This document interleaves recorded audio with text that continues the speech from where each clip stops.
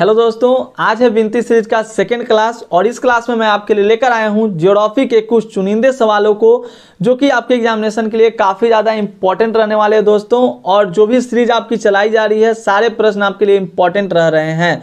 तो चलिए शुरू करते हैं आज के अपने पहले प्रश्न से। पहला प्रश्न है हमारा, मानव भूगोल को परिभाषित कीजिए। बहुत ही वीवीआई प्रश्न है, कहता है डिफाइन ह्यूमन ज्योग्राफी। तो ह्यूमन ज्योग्राफी को डिफाइन करना है दोस्तों। आपने पिछले क्लास में भी इन सभी टॉपिक्स पे ऑलरेडी डिस्कस कर रखा है, बट अभी हम लोग के अंतर्गत विनती सीरीज चल रही है और इसके अंतर्गत हम लोग बहुत ही इंपॉर्टेंट प्रश्नों को कर रहे हैं जो कि आपके एग्जामिनेशन में आने के चांसेस, जिसकी आने के चांसेस बहुत ज्यादा हैं। तो मानव भूगोल को डिफाइन करना है। तो हम लोगों ने 11th क्लास में भौतिक भूगोल के बारे में पढ़ा था, 12th क्लास में हमें पढ़ना था मानव भूगोल के बारे में दोस्तों। तो यहीं से ये प्रश्न आपका बन जाता है। कहता है कि मानव भूगोल जो है वह विज्ञान है जिसमें हम मनुष्य तथा वातावरण के पारस्परिक संबंधों का क्षेत्रीय आधार पर अध्ययन करते हैं। क्षेत्रीय आधार का मतलब समझते हैं, मतलब एक खास क्षेत्रीय आधार पर। जैसे अगर मैं यहाँ पे बात करता हूँ वनस्पति, तो वनस्पति कहने का मतलब हो गया जितनी भी वनस्पतियां हैं सारी। लेकिन अगर मैं बात करूँ सरसों या गेहूं, तो क्या हो गया, एक स्पेसिफिक हो गया ना, एक क्षेत्रीय हो गया। तो एक क्षेत्रीय आधार पर अध्ययन को हम लोग कहते हैं मानव भूगोल। यानी कि मानव भूगोल वह शाखा है जिसके अंतर्गत हम मनुष्य तथा वातावरण के पारस्परिक संबंधों का जो होता है वो क्षेत्रीय आधार पर अध्ययन करते हैं। या आप ये भी कह सकते हैं भौतिक पर्यावरण के साथ मानवीय गतिविधियों का क्षेत्रीय अध्ययन, मतलब उसका क्षेत्रीय आधार पर अध्ययन करना। और ज्यादा डिस्कशन अगर आप चाहते हैं तो नीचे डिस्क्रिप्शन में मैंने लिंक दे रखा है, आप उस वीडियो को देख लीजिए। तो ध्यान दीजिएगा, अभी मैं केवल आपको क्वेश्चन टच करा रहा हूं और सिंपली डिफाइन आपको कर करके आपको याद कराने का प्रयास कर रहा हूं ताकि आपका एक बार क्विक रिवीजन भी हो जाए। तो उम्मीद करता हूं आपको ये प्रश्न समझ में आ गया होगा। चलिए नेक्स्ट हम लोग प्रश्न की ओर बढ़ते हैं। और हाँ, मानव भूगोल का जो डिफिनीशन है ना, अनेक भूगोलवेताओं ने अपने तरीके से दिया है, जिसमें आपका इंपॉर्टेंट रहेगा रैडजेल का, पॉल डिलाब्लास का और एलन सी सैंपल का। तो याद रखिएगा, तीनों का याद कर लीजिएगा क्योंकि अकॉर्डिंग एनसीईआरटी में ऑलरेडी डिस्कस है। और नेक्स्ट हमारा अगला प्रश्न देखिए, ये भी बहुत ही सिंपल प्रश्न है और आपका जाना सा पहचाना सा प्रश्न है। मानव भूगोल के कुछ उपक्षेत्रों के नाम बताइए। और प्रीवियस ईयर में ऑलरेडी पूछा जा चुका है पिछले साल वाले प्रश्नों में। तो मानव भूगोल के जो प्रमुख उपक्षेत्र है दोस्तों, सांस्कृतिक भूगोल, सामाजिक भूगोल, नगरीय भूगोल, जनसंख्या भूगोल, राजनीतिक भूगोल, आवास भूगोल और आर्थिक भूगोल। और ऐसे भी प्रश्न आपके आते हैं कि सांस्कृतिक भूगोल के अंतर्गत हम लोग क्या करते हैं, तो संस्कृति के बारे में क्षेत्रीय आधार पर अध्ययन करते हैं। आप लोग टर्म्स बाय टर्म्स इसको डिफाइन कर लीजिएगा। तो बहुत ही आसान सा प्रश्न है, बस इसको आप लोग अपने माइंड में मेंटेन करके रख लेंगे। हो सके तो आप स्क्रीनशॉट भी टेक कर लीजिएगा जिससे कि आपको कहीं दिक्कत ना हो। हाँ देखिए, तीसरा जो प्रश्न है बहुत लाजवाब सा प्रश्न है दोस्तों।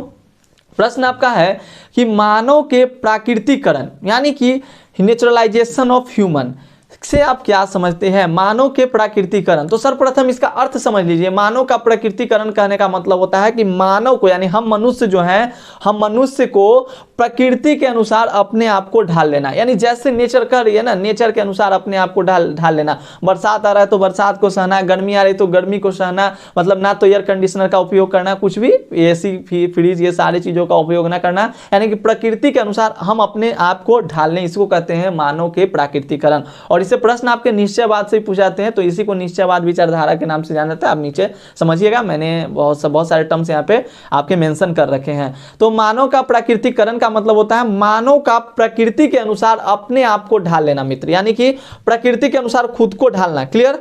और उदाहरण अगर हम लोग ले लें तो आपको पता है ना कि जो टेक्नोलॉजी होती है, प्रौद्योगिकी होती है, वो किसी भी समाज के सांस्कृतिक यानी कल्चरल विकास में बहुत ज्यादा अपना योगदान देती है। तो वही बात कर रहा है कि प्रौद्योगिकी किसी समाज के सांस्कृतिक विकास के स्तर की सूचक होती है।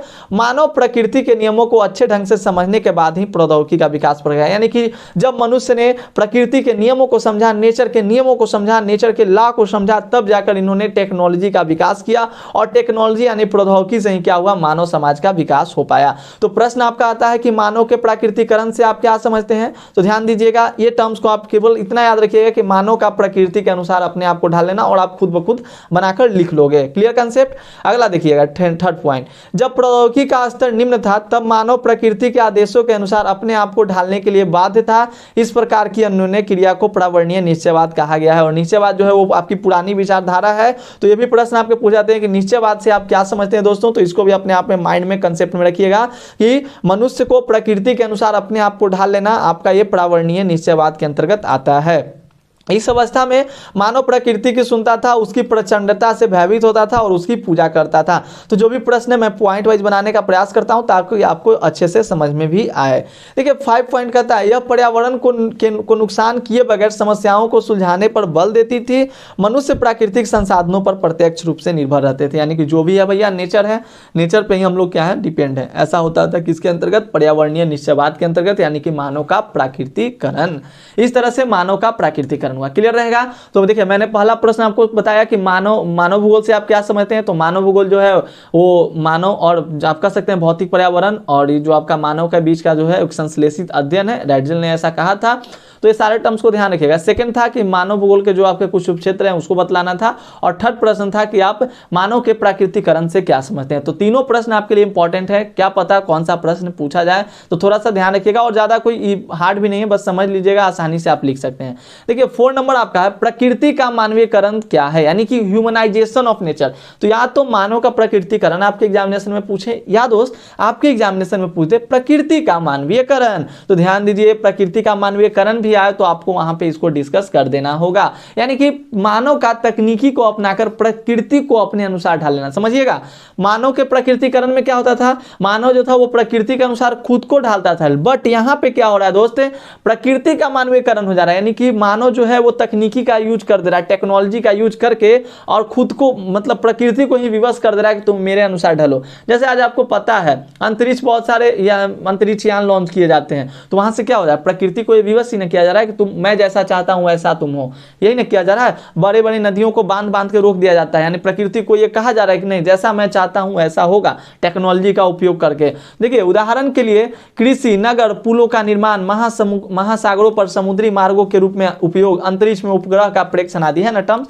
तो मतलब नदी बह रही है, नदी को हम लोग रोकने का प्रयास कर रहे हैं, तो क्या कर रहे हैं, प्रकृति को ही हम लोग विवश कर रहे हैं। और पहले के जमाना में क्या था, जब प्रकृति का मानवीकरण हुआ, सॉरी मानव का जब प्रकृतिकरण हुआ, उसमें क्या हुआ कि जब पानी भी पीने जाते थे लोग, आपको महाभारत की कथा याद होगी, अर्जुन नकुल सहदेव वाला, जब पानी लाने जाते हैं तो वहीं पे मूर्छित होकर उनके सवालों का जवाब नहीं देते हैं तो गिर जाते हैं। तो ऐसा वहां पे था नेचर के बारे में, उसमें भी आपको डिस्कस किया गया। तो वहां पे था मानव का प्रकृतिकरण और यहाँ पे है प्रकृति का मानवीकरण। दोस्तों समय के साथ मानव बेहतर तकनीक विकसित कर लेता है और पर्यावरण से प्राप्त संसाधनों के द्वारा संभावनाओं को जन्म देने लगता है, और इसे संभावनावाद विचारधारा के अंतर्गत माना जाता है। यानी आपके एग्जामिनेशन में देखिए निश्चयवाद पूछा जाता है, तो निश्चयवाद का मतलब ये कहिएगा कि जो प्रकृति का हुआ था, नहीं मानव का जो हुआ था प्रकृतिकरण, तो निश्चयवाद के अंतर्गत मानव का प्रकृतिकरण, और संभववाद के अंतर्गत क्या हुआ, संभावनाओं को उत्पन्न किया गया, यानी कि प्रकृति का हो गया मानवीयकरण, यानी कि मानव ने क्या किया, प्रकृति को अपने अनुसार ढाल लिया, मानव ने यहाँ पे ढाल लिया। और पहले क्या था, मानव ढल जाता था प्रकृति के अनुसार। ये टर्म सीखिएगा, बच्चों को यहाँ पर ज्यादा दिक्कत होता है, तो आप बच्चे यहाँ पे दिक्कत ना करें, इसलिए मैं इसको समझा रहा हूँ। 4 पॉइंट आपका, प्रकृति अवसर प्रदान करती है और मानव उनका उपयोग करता है, तो धीरे धीरे प्रकृति का मानवीयकरण हो जाता है। तो नेचर भाई हमें तो ऑल टाइम अवसर प्रदान करते रहती है, बस अभी हमें यह पता होता है कि कैसे उस अवसर को हम लोग को यूटिलाइज करना होगा। अगला देखिएगा 5 नंबर है कि नौ निश्चयवाद संकल्पना की व्याख्या कीजिए। जो आपका अभी मैंने बताया ना, निश्चयवाद विचारधारा क्या है, संभववाद विचारधारा क्या है। निश्चयवाद विचारधारा के अंतर्गत क्या होता था, मानव जो था वो प्रकृति से डरता था, और संभववाद में क्या होता था, मानव संभावनाओं को उत्पन्न करके टेक्नोलॉजी का विकास कर लिया और प्रकृति को ही अपने अनुसार ढाल लिया। तो इसी के बीच में क्या हुआ, अब क्या होता था कि अब अंधाधुन मानव जो है वो मानव प्रकृतिकरण करते चला गया। तो मानव का क्या हो गया, धीरे धीरे प्रकृतिकरण हुआ, और फिर क्या हुआ, प्रकृति का मानवीयकरण कर दिया गया। तो इसी के बीच में अब विचारधाराएं जो थी वो दोनों के बीच में संभववाद और निश्चयवाद के अंतर्गत हो गया विरोध। तो इसके अंतर्गत नौ निश्चयवाद की एक विचारधारा उत्पन्न हुई। ये तीसरी विचारधारा आपकी थी। तो फर्स्ट चैप्टर में आपको 3 विचारधाराओं के बारे में पढ़ना है, निश्चयवाद, संभववाद और आपके नौ निश्चयवाद। तो इसके जो विचारधारा के जनक थे वो आपके ग्रिफिथ टेलर महोदय हैं, और एमसीक्यू में बहुत बार इस प्रश्न को पूछा जा चुका है कि नौ निश्चयवाद के प्रतिपादक कौन है, तो आपके ग्रिफिथ टेलर महोदय। यह विचारधारा पर्यावरणीय निश्चयवाद और संभावनावाद के बीच मार्ग को प्रस्तुत करती है। मतलब ऐसा कहा जाता है कि भैया देखो, प्रकृति को भी तुम चलो साथ में लेकर, और जो ये हमारे जो हम तुम लोगों ने टेक्नोलॉजी का विकास किया इसे भी अपने साथ में लेकर चलो, ऐसी विचारधाराओं को इसमें जन्म दिया गया। तो कहता है कि यह विचारधारा पर्यावरणीय निश्चयवाद और संभावनावाद के बीच के मार्ग को प्रस्तुत करती है। यह पर्यावरण को नुकसान किए बगैर समस्याओं को सुलझाने पर बल देती है। मतलब ना तो नेचर का भी आपका नहीं होगा, नेचर को भी हम लोग नुकसान नहीं पहुंचाएंगे, और प्लस में हम लोग अपना विकास भी करते जाएंगे। यानी कि तुम अगर इंडस्ट्री बैठा रहे हो तो ऐसे जगह पर बैठाओ जहाँ पे पेड़ पौधे नहीं है। तो ये सारे यहाँ पर इसके अंतर्गत लिखे गए कुछ पॉइंट्स आपके मेंशन किए गए हैं।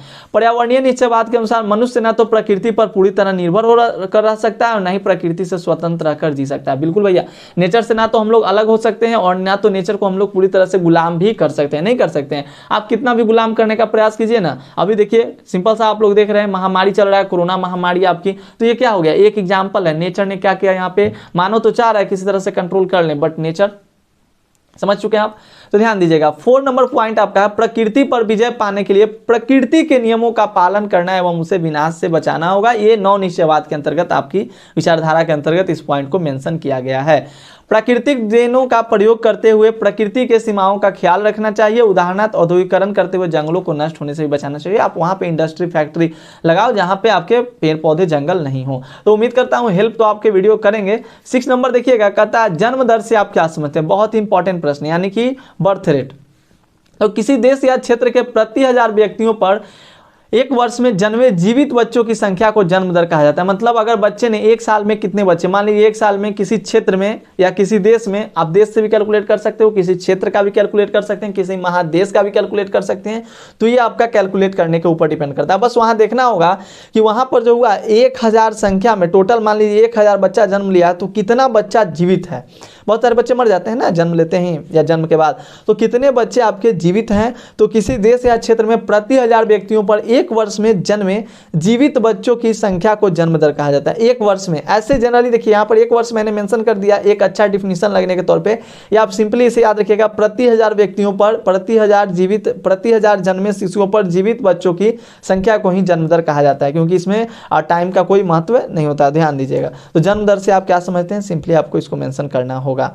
7 नंबर देखिएगा, मृत्यु दर से आप क्या सकते हैं। तो ये भी सिंपल सा प्रश्न है, यानी कि जितना 1000 बच्चा अगर जन्म लेता है तो उसमें से कितने बच्चे मर जाते हैं। तो मरने वाले बच्चों को हम लोग कहते हैं मृत्यु दर की संख्या। किसी देश या क्षेत्र में प्रति 1000 व्यक्तियों पर एक वर्ष में मरने वाले बच्चों की संख्या को मृत्यु दर कहते हैं। यानी कि प्रति 1000, अगर 1000 बच्चा जन्म लेता है तो कितना बच्चा उसमें से मर गया, उसी को मान लीजिए 349 बच्चा मर गया, तो 349 क्या हो गया आपका, मृत्यु दर हो गया। ठीक है, तो ऐसे आपको ध्यान में रखना होगा।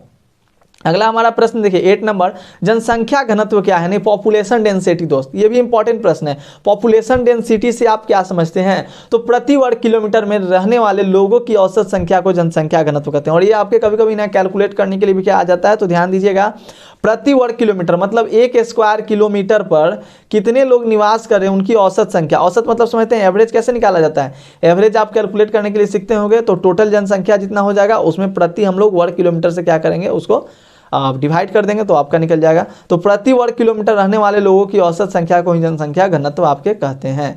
अगला हमारा देखिएगा 9 नंबर, जनसंख्या वृद्धि क्या है। तो दोस्त जनसंख्या वृद्धि, आपको वृद्धि कैसे पता चलेगा। मान लीजिए आपके यहाँ सिंपल सा 6 फैमिली है, ठीक है, 6 बेबी हैं, 6 मतलब फैमिली है, 6 पीपल्स आपके फैमिली मेंबर में हैं, मेंबर आपके 6 हैं। उसमें से अगर कोई नया बच्चा जन्म ले लेता है दोस्त तो कितने हो जाएंगे, 7। तो आपका क्या हो गया, घर का जनसंख्या वृद्धि हो गया, वृद्धि दर हो गई। तो जन्म दर और मृत्यु दर के मध्य अंतर को जनसंख्या वृद्धि कहते हैं। मान लीजिए एक साल में अगर किसी देश में 2 लाख बच्चों ने जन्म लिया, कितना जी, 2 लाख बच्चों ने जन्म लिया, जिसमें से कि आपके क्या हो गए 3, या आप कह सकते हैं, या जन्म लेने की बात छोड़ दीजिए, सिंपल सा आप ऐसे टर्म पे समझिए, किसी देश में एक साल में 5 लाख लोग क्या होते हैं, जन्म लेते हैं, और मरते हैं कितने लोग, 3 लाख लोग टोटल, जन्म और सब टोटल 3 लाख लोग मर जाते हैं। तो बचे कितने जी, 2 लाख। तो वहाँ की जो जनसंख्या वृद्धि दर हुआ है 2 लाख हुआ। तो जन्म दर और मृत्यु दर के मध्य अंतर को जनसंख्या वृद्धि कहते हैं, इसको भी आपको समझना होगा। 10 नंबर देखिए, प्रवास से आप क्या समझते हैं, ये भी वीवीआई प्रश्न रहेगा। और ये सब जो है ना, ये शॉर्ट क्वेश्चन आपके आ जाते हैं, तो पूछा जाता है प्रश्न आपके एग्जामिनेशन में। जो मानव का प्रकृतिकरण, प्रकृति का मानवीकरण, वो भी आप इंपॉर्टेंट रखिएगा उसको। तो प्रवास से आप क्या समझते हैं, लोगों के आर्थिक, सामाजिक, सांस्कृतिक, राजनीतिक या अन्य कारणों से एक स्थान से दूसरे स्थान पर जाकर बसना या निवास करना प्रवास कहलाता है, यानी कि माइग्रेशन कहते हैं दोस्तों। माइग्रेशन करने का मतलब होता है कि खोज की, मतलब काम के खोज की तलाश में, अच्छी नौकरी की तलाश में लोग क्या करते हैं, एक जगह से दूसरे जगह प्रवास कर जाते हैं। और जनरली जो प्रवास हमारे यहाँ होता है ना, वो नगर से, ग्राम से नगर की ओर होता है। लोग नगर में, जैसे मुंबई में ज़्यादातर लोग जाकर रहना वहाँ पर पसंद करते हैं। अगला हमारा देखिए 11 नंबर, उत्प्रवास क्या है, यानी इसको अंग्रेजी में कहते हैं ई माइग्रेशन। ई माइग्रेशन, ध्यान दीजिएगा। तो ई माइग्रेशन क्या है मित्र, तो उत्प्रवास क्या है? एक ग्राम या नगर से अधिक आबादी रोजगार की कमी के कारण जब लोग उस स्थान को छोड़कर स्थानांतरण करते हैं तो इस क्रिया को उत्प्रवास कहते हैं। उत्प्रवास करने का मतलब होगा इमाइग्रेशन, मतलब लोग क्या करते हैं, अच्छे खोज की तलाश में, अच्छे मतलब नौकरियों की तलाश में, शैक्षणिक सुविधा की तलाश में, जनरली तो लोग जॉब की तलाश में जाते हैं। तो एक ग्राम या नगर से अधिक आबादी रोजगार की कमी के कारण जब लोग उस स्थान को छोड़कर स्थानांतरण करते हैं, जहां से जिस स्थान, जैसे मान लीजिए मैं आकाश कुमार, अभी मैं मुंबई कमाने चला जाता हूं, तो मैंने यहां से क्या किया, उत्प्रवास किया, और जहां पर मैं रुकता हूं ना वो आपका आप्रवास हो जाता है। यानी बड़े नगरों, व्यापारिक केंद्रों, औद्योगिक नगरों, बंदरगाहों आदि में रोजगार पाने के लिए लोगों का आकर बस जाना आप्रवास कहलाता है, जिसे आप अंग्रेजी में कहते हैं ई माइग्रेशन। तो ध्यान दीजिएगा, माइग्रेशन में आपके 2-3 प्रकार के आपके डिफिनीशन टर्म्स आते हैं एग्जामिनेशन में। ई माइग्रेशन क्या है, इमिग्रेशन क्या है, आप्रवास क्या है, उत्प्रवास क्या है। आप कंफ्यूज मत कीजिएगा, ज्यादा दिन एग्जाम का बच्चा भी नहीं है, तो ध्यान दीजिएगा, अब आपको याद रखना होगा। 13 देखिएगा, प्रवास के प्रतिकर्ष कारक का उल्लेख करें। प्रतिकर्ष करने का मतलब हुआ कि जिसके कारण आप वहां पे नहीं रहना चाहते हैं, आप भागना चाहते हैं। जैसे मान लीजिए मैं यहाँ पे हूँ, अगर मुझे यहाँ पे मेरे बच्चे का, हालांकि मेरे बच्चे हुए नहीं है, जनरली आप समझिए, मेरे बच्चों को अच्छी शिक्षा सुविधाएं नहीं मिल रही है, उनको पढ़ने के लिए सुविधाएं नहीं है, तो मैं क्या करूंगा, यहाँ से तो शिक्षा की तलाश में, जहां पे शिक्षा की कमी हो, रोजगार की कमी हो, तो लोग वहां से क्या करते हैं, प्रतिकर्ष कर जाते हैं। वो प्रतिकर्ष का कारण बनता है, मतलब वहां से उन लोगों को रिपल्स करता है, ढकेलता है कि तुम यहाँ से क्या कर जाओ, भाग जाओ, प्रतिकर्ष हो जाओ। अपकर्ष का मतलब होता है अट्रैक्ट, यानी कि आ जाओ, और प्रतिकर्ष का मतलब चले जाओ। तो प्रतिकर्ष में आपका हो गया बेरोजगारी, रहन सहन की खराब दशाएं, निम्न दशाएं, राजनीतिक उपद्रव, हाँ राजनीतिक उपद्रव भी कहीं कहीं होता है, नेताजी गोलीबारी बहुत सारे होते रहते हैं, प्रतिकूल जलवायु, प्राकृतिक विविधताएं, महामारियां तथा सामाजिक आर्थिक पिछड़ेपन, ये सब के कारण लोग क्या करते हैं, प्रवास कर जाते हैं। प्रवास का मतलब आप समझते हैं ना दोस्त, एक जगह से दूसरी जगह खोज की, नौकरी के तलाश में, अच्छी सुविधाओं के तलाश में, जनरली कमाने के तलाश में लोग क्या करते हैं, प्रवास करते हैं। तो प्रश्न आपके इंपॉर्टेंट रहे भैया। अगला हमारा प्रश्न देखिएगा 14 नंबर, प्रवास के अपकर्ष कारक क्या है। देखिए दोस्त, प्रवास के अपकर्ष कारक की बात आई है तो ध्यान दीजिएगा, अपकर्ष कारक काम के बेहतर, अपकर्ष का मतलब क्या होता है भैया, अट्रैक्ट, अट्रैक्ट, तो अट्रैक्ट आपको क्या करेगा, अपकर्ष कारक काम के बेहतर अवसर, रहन सहन की अच्छी दशाएं, शांति व स्थायित्व जीवन व संपत्ति सुरक्षा तथा अनुकूल जलवायु। तो वहीं पे लोग क्या करते हैं, आपका जाकर रहना पसंद करते हैं, बसना पसंद करते हैं। तो ये भी प्रश्न आपके लिए इंपॉर्टेंट है, इसे भी आप ध्यान में रखिएगा। प्रवास के अपकर्ष कारक जनरली आपके क्या होते हैं, बिटवीन पूछाते हैं। तो एक मैं वीडियो आपके लिए स्पेशल लाने वाला हूँ, जो भी जैसे लघु उद्योग, कुटीर उद्योग में क्या अंतर है, प्राथमिक क्रियाकलाप और द्वितीय क्रियाकलाप में क्या अंतर है, और भी प्रश्न आपके एग्जामिनेशन में पूछे जाते हैं कि जन्म दर और मृत्यु दर में क्या अंतर स्पष्ट कीजिए। तो ऐसे प्रश्नों को मैं लाने वाला हूं जो कि आपके जनरली बिटवीन प्रश्नों से होते हैं, जिसमें कि आपको डिफरेंस करना होता है, तो ध्यान दीजिएगा। और लास्ट क्वेश्चन आपका इस वीडियो का रहेगा 15 नंबर, प्रवासी किसे कहते हैं। प्रवासी कहने का मतलब जो माइग्रेट होते हैं, माइग्रेंट होते हैं, जो माइग्रेशन करते हैं दोस्तों, यानी कि जो एक जगह से दूसरी जगह जाते हैं, उन्हीं को तो प्रवासी कहते हैं। या आप इसको इस तरह से भी डिफाइन कीजिएगा, कोई भी व्यक्ति जो जनगणना के दिन अपने जन्म स्थान के अतिरिक्त किसी अन्य स्थान पर गिना जाता है, वो प्रवासी कहलाता है। जन्म मेरा हुआ है कहाँ पे, इस गांव में, ठीक है, पटना जिला में, और मान लीजिए मैं मुंबई में हूं, तो जब पटना जिला में जनगणना होगी तो मेरी तो यहाँ पर उपस्थिति नहीं दर्शाई जाएगी, उपस्थिति मेरी कहाँ में, मुंबई में होगी। तो जो जन्म स्थान के टाइम जहाँ पे उनका जन्म हुआ, वहाँ पे जनगणना टाइम अगर वो व्यक्ति नहीं गिना जाता, उसी को हम लोग प्रवासी कहते हैं कि वो प्रवास हो गए। तो सबसे ज़्यादा अगर शरणार्थी हमारे यहाँ हैं तो कहाँ से आए हैं, बांग्लादेश से आए हैं। ये भी प्रश्न आपके एग्जामिनेशन में पूछा था, जब बंटवारा हो रहा था ना, तो वहाँ से आए थे यहाँ से। तो ये सारे प्रश्न आपके लिए इंपॉर्टेंट रहेंगे और आपको उम्मीद करता हूँ समझ में आएगा। हालांकि छोटा छोटा प्रश्न था तो टर्म्स आपको पहले से भी बहुत ज़्यादा याद भी होंगे, बस मैंने आपको रिवीजन कराया, और ऐसे ही वीडियोज आपको मिलते जाएंगे जो भी आपके इंपॉर्टेंट होंगे। आज इस वीडियो में मैंने 15 कराया है, फिर अगले वीडियो में 15-20 प्रश्नों को कराऊंगा। तो ध्यान दीजिएगा, अगर आपको वीडियो अच्छी लगी हो, विनती सीरीज आपको अच्छी लगी हो, तो प्लीज़ आप नीचे कमेंट सेक्शन में कमेंट करके मेरे हौसले को बढ़ाने का प्रयास जरूर कीजिएगा दोस्तों, और इस वीडियो को अपने 2 दोस्तों के साथ शेयर जरूर कीजिएगा, और जाते जाते वीडियो को लाइक भी कर दीजिएगा। चलिए मिलते हैं हम लोग अगले क्लास में, तब तक के लिए धन्यवाद।